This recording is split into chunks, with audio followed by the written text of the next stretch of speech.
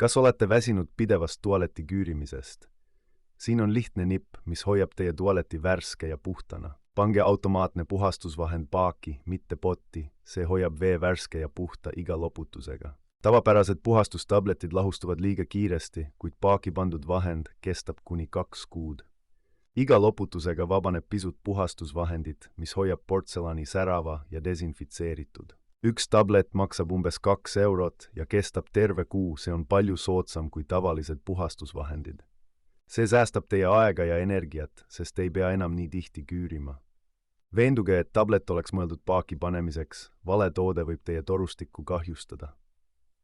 Neid tablette leiab igast supermarketist või kodukaupade poest. Proovige seda lihtsat nippi ja nautige alati puhast tualetti minimaalse vaevaga. Ärge unustage kontrollida, kas teie tualet sobib automaatsete puhastusvahenditega. Enamik kaasaegseid mudeleid sobib hästi.